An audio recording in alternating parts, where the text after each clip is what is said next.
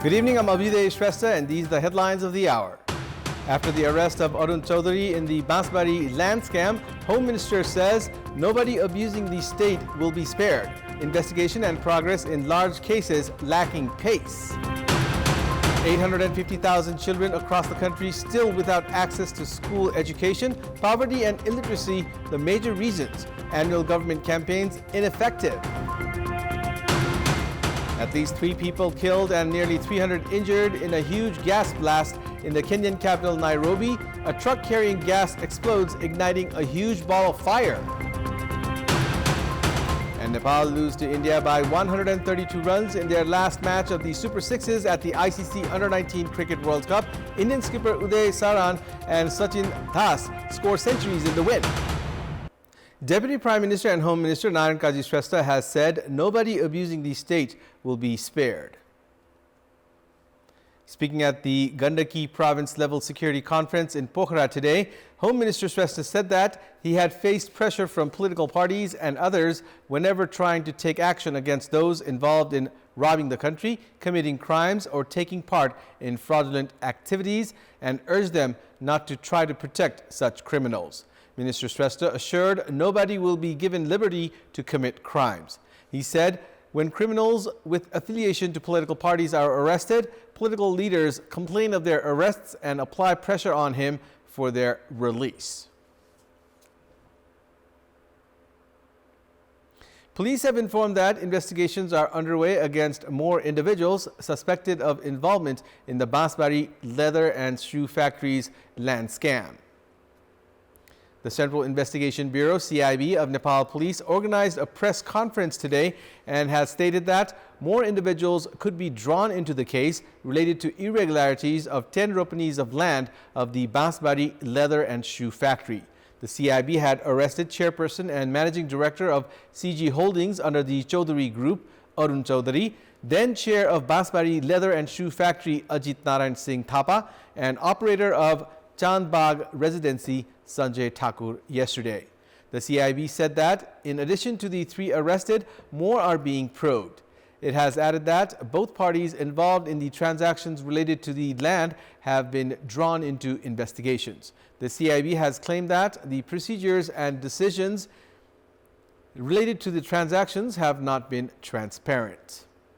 Despite the presence of 3 tiers of the government in the country, the fundamental right of education for everyone has yet to be implemented. The government spends a massive chunk of its budget in education each year, but hundreds of thousands of children still do not have access to school education.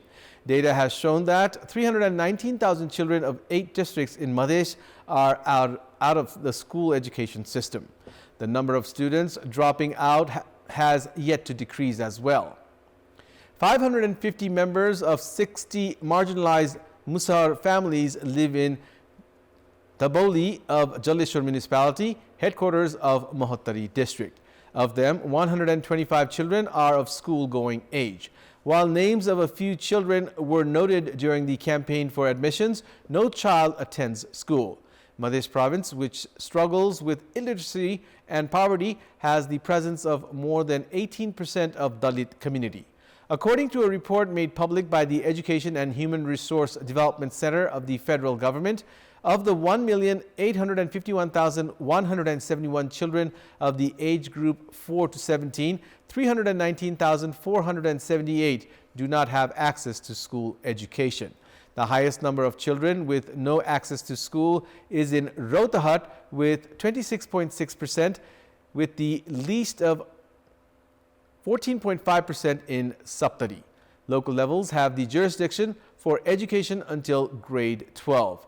A large amount of money is spent to ensure access to school for children and improving the standards of education.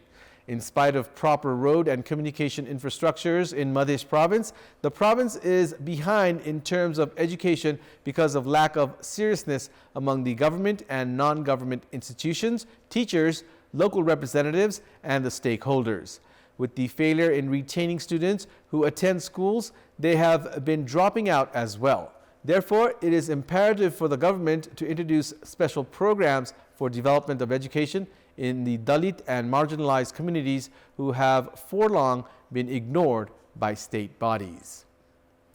850,000 children between the age of 4 to 17 across the nation are out of the school education system. Despite annual government campaigns, parents and guardians have not been able to send their children to schools because of poverty and illiteracy.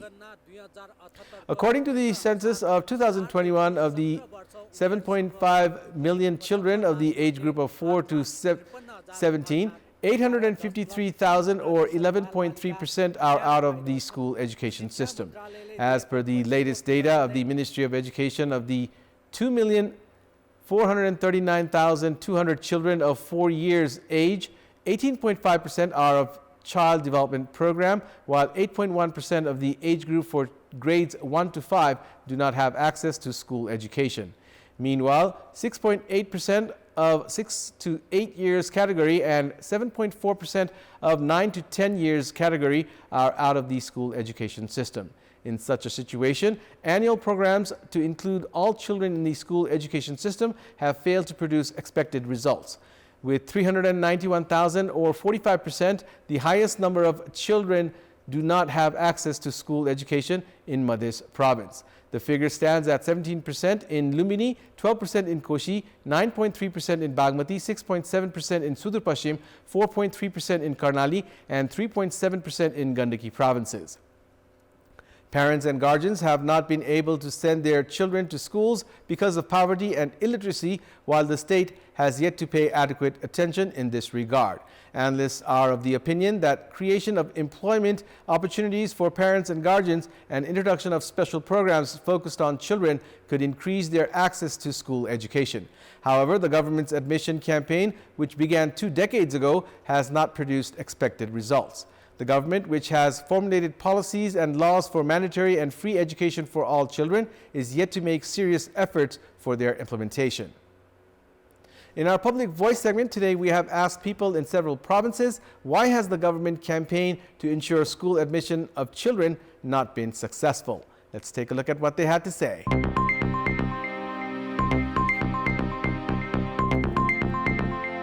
टिचरहरूले घर दैलो कार्यक्रम चाहिँ हप्तै पिछु गर्नुपर्ने त्यसलाई शिक्षाको महत्त्व बुझायो भने मलाई लागेसम्म अझै केही हदसम्म सफल हुन्छ। तजुर्बाको साथ यसमा लागेको छैन। ठाउँमा गएर 2 दिन चाहिँ नारा जुलुस लगाइदिन्छ अनि अभिभावकले त्यो कुरै बुझ्दैन। कार्यान्वयन गर्ने पक्ष फितलो भएको कारणले ती अभियानहरू असफल भइरहेका। नेपालको जुन शिक्षा प्रणाली छ यो चाहिँ समय सापेक्ष हुन सक्छ। निर्माण गर्ने तहमा बसेका नेतृत्वहरू छन् उनीहरूले नै पहिले सुधार्नु पर्यो। स्थानीय तहबाट समन्वय र सहकार्यको अभावमा अलिकता ओझेलमा परेको हो।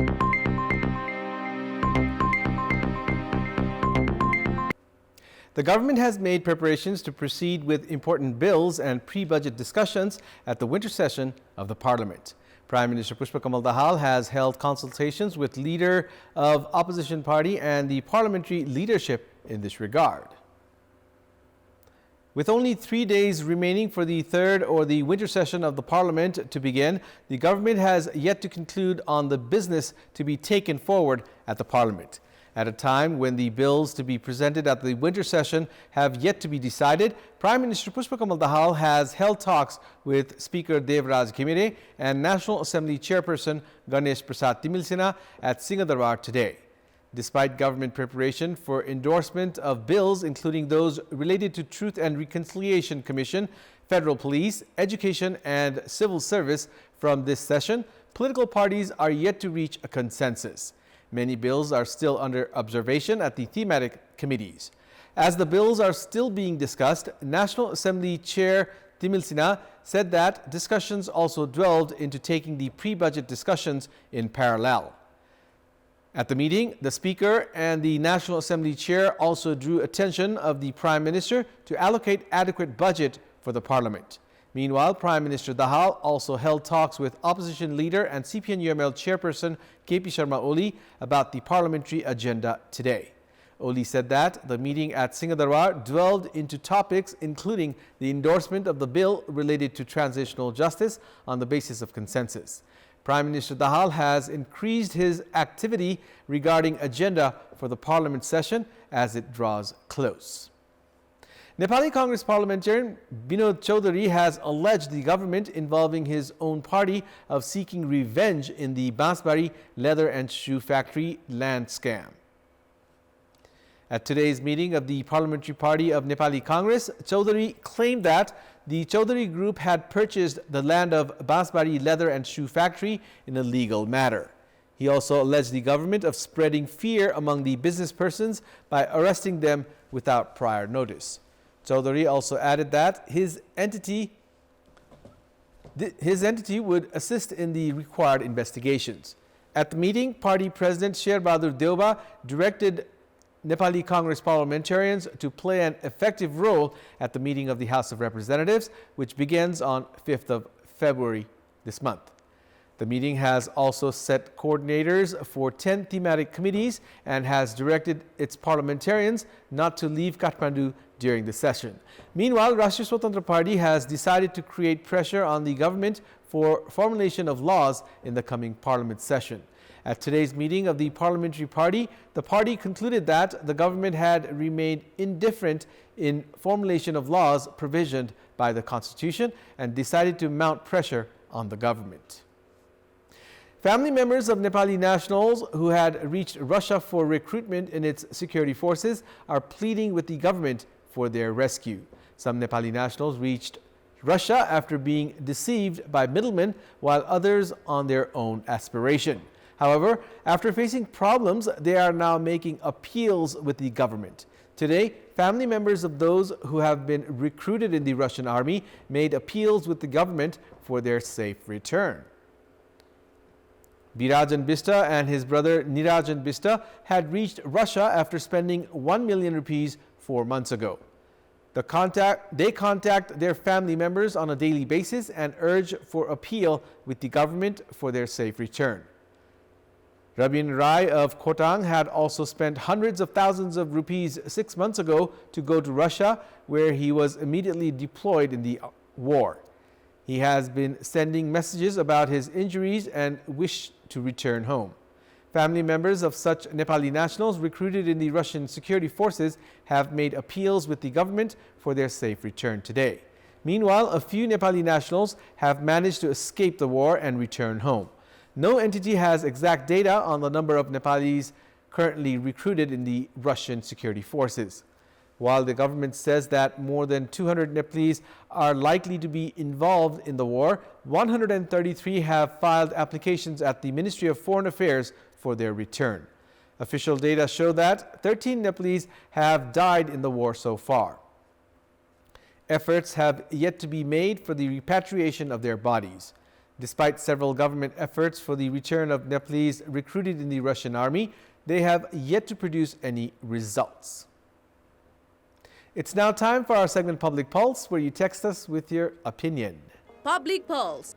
But before that, let's take a look at the results from yesterday's poll. Yesterday, we had asked you, what do you consider the preparation to include the private sector in operation and management of the international airports? 26% voted for A, commercial plan, 38% for B, route for privatization, 36% for C, government failure. And here's today's question. Why do differences persist regarding pay between men and women?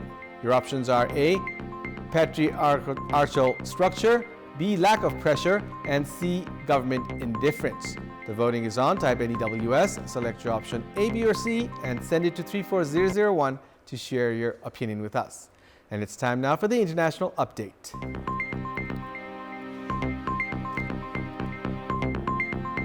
A huge gas blast in the Kenyan capital Nairobi has killed at least 3 people and injured nearly 300. A government spokesperson said a truck carrying gas exploded in Embakasi district at about 11:30 p.m. local time last night, igniting a huge ball of fire. Housing, businesses, and cars were damaged, with video showing a huge blaze raging close to blocks of flats. The area has been cordoned off and an investigation is underway into the cause of the explosion. International media have reported that at least 1 person has been arrested over the incident. The government initially said the blast happened at a gas plant where workers were refilling gas cylinders, but later clarified that a truck had exploded in its parking yard. The fire that broke out as a result is reported to have been contained. Embakasi Police Chief Wesley Kimeto said a child was among those who died, adding that the death toll could rise. According to the authorities, some 271 people were taken to hospital, including at least 25 children. Nairobi's Mayor Sakaja Johnson said many of these people had been treated and sent home, but at least 39 have been sent to other facilities with injuries or critical injuries. A further 27 people were treated on site for non-life-threatening injuries. Sports news. Nepal lost to India by a huge margin of 132 runs in their last match of the Super Sixes at the ICC Under-19 Cricket World Cup in South Africa. Indian skipper Uday Saran and Sachin Das scored centuries in India's win. In the match played at the Man Guang Oval in Bloemfontein, India won the toss and elected to bat first. Despite being reduced to 62 runs for the loss of 3 wickets, skipper Uday Saran and Sachin Das rescued the Indian innings with a 215-run fourth-wicket partnership. Das top scored with 116 runs off 101 balls, while Saran scored 100 off 107 balls, as India finished with 297 runs for the loss of 5 wickets in the allotted 50 overs. Gulshan Jha was the pick of the Nepali bowlers with 3 wickets, while Akash Chand had 1 scalp. Chasing a daunting victory target of 298 runs, Nepal managed to score 165 runs for the loss of 9 wickets in the stipulated 50 overs. Nepal had a decent start as the opening pair of Deepak Bohra and Arjun Kumal put on 48 runs. Nepal at one stage were 2 wickets down when the score was 71 after 23 overs. But after the wicket of Arjun Kumal fell, Nepal experienced a batting collapse and were 77 for 7 in 27.5 overs.